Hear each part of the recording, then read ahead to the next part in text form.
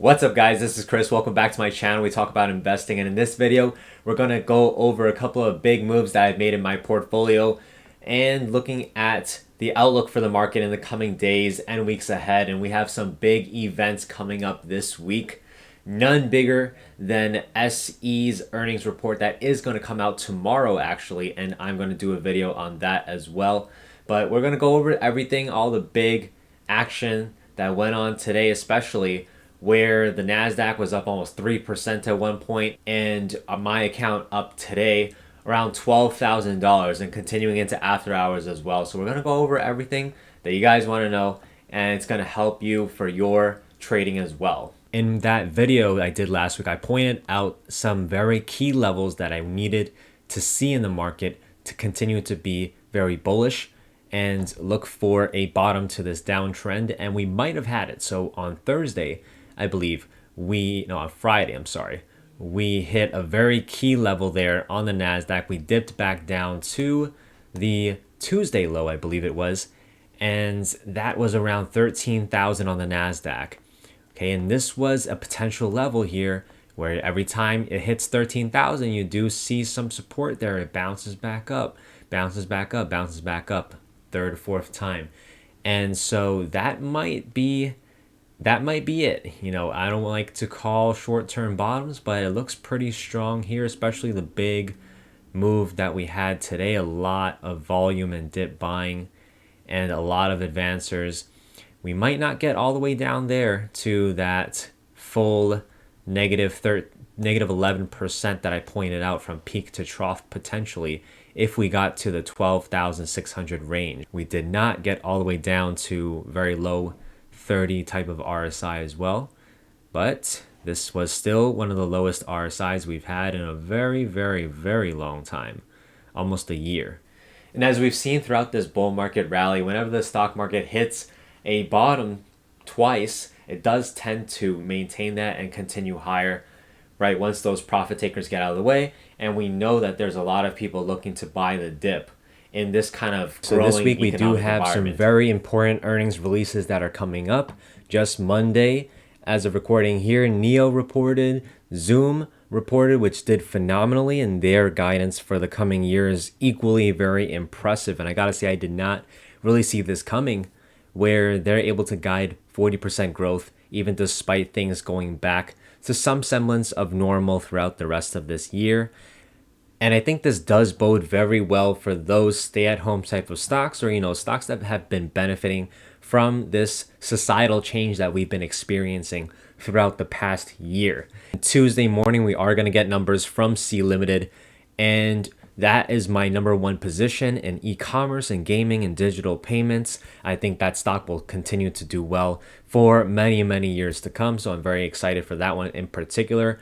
But, looking past that into the rest of the week, we have a lot of those stay-at-home type of stocks, and retailers that have benefited. Target, Dollar Tree, and some tech companies like Okta, Splunk, and Snowflake. Very popular companies and high growth companies. So we'll see how those do, and the response from those is definitely going to influence how people look at these stocks going forward. We had that whole thing with the yield curve scare, and reopening stocks are the thing now, and everyone's going to buy those and dump the growth stocks. But we're going to see after this week, I believe, whether that's going to be the case. Now, last month, the job numbers were absolutely trash. I mean, we created 48 or 49,000 jobs in the United States of America, which unbelievable, right?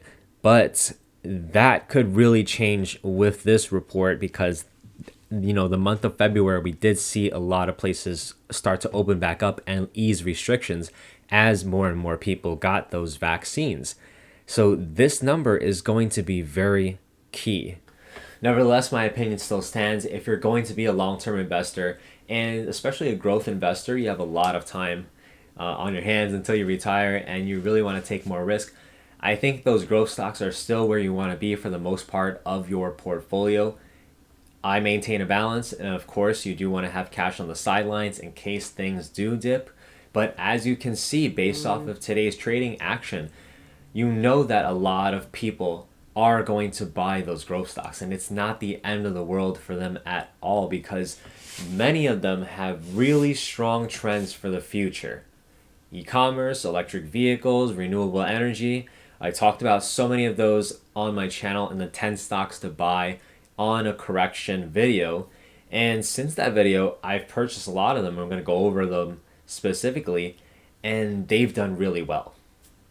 All right, guys, so looking at my portfolio now, as I mentioned earlier, we did hit $12,000 of gains in a single day, or 8%, and that is continuing after hours. 1.33% we're up. We'll see if that maintains, especially after tomorrow morning, if C Limited does well, or perhaps the response is not good.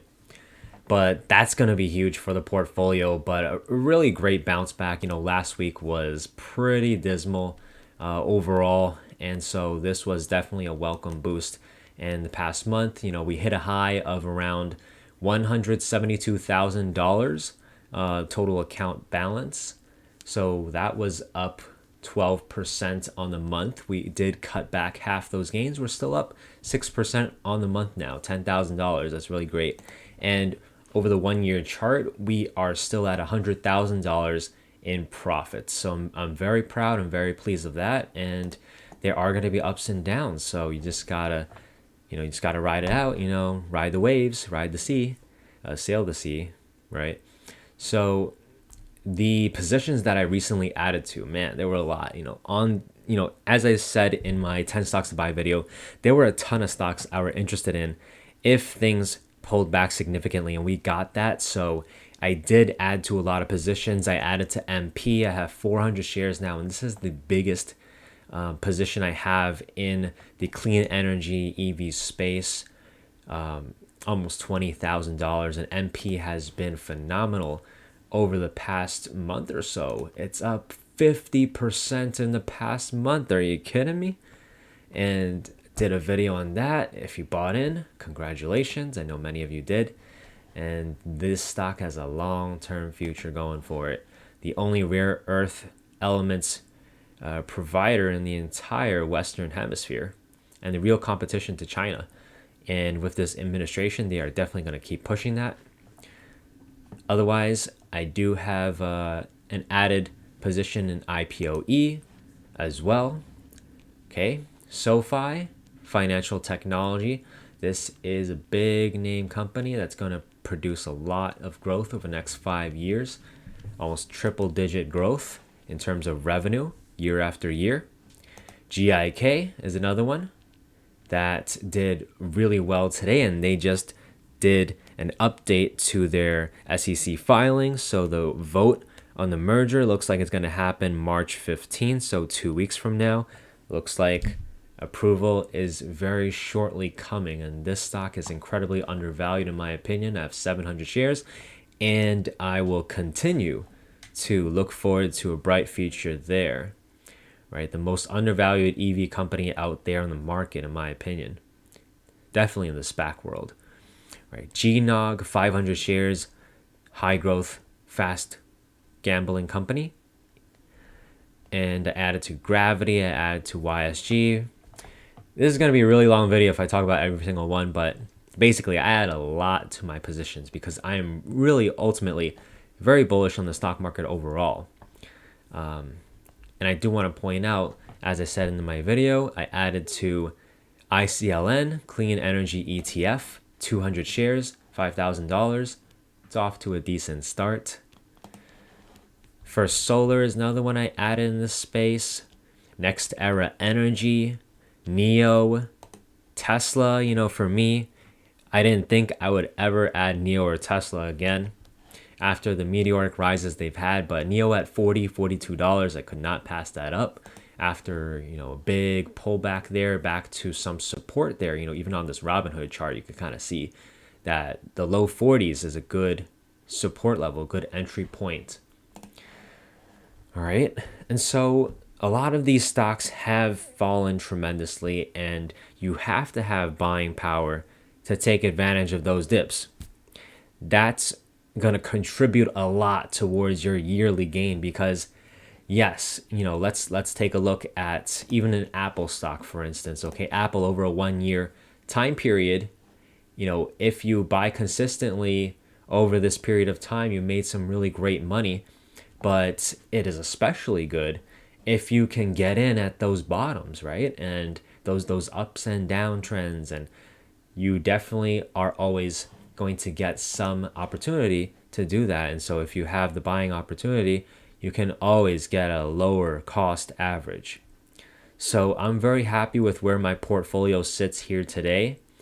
Okay, after this big pullback, I do still have quite a significant amount of buying power if I want to continue to add to positions on weakness. But if not, if they're going to keep going up, that's fine. At some point, I'm going to look to trim and build up some more buying power again, because this is never going to be the last dip in the stock market. There's going to be more times where we're going to have to sit through some pretty big paper losses, but that's the name of the game, boys and girls. And as long as you stick with it, you are going to be very successful in the long term. Stick with your strategies, play it smart, follow the tips as I talk about on this channel. That's it for this video. Leave me a comment down below if you are excited for the coming weekend, if you are making some great gains on this big rebound that we've been experiencing. Long may it continue, but we'll see. And hope this was valuable. Until next time, my friends, stay well and invest responsibly.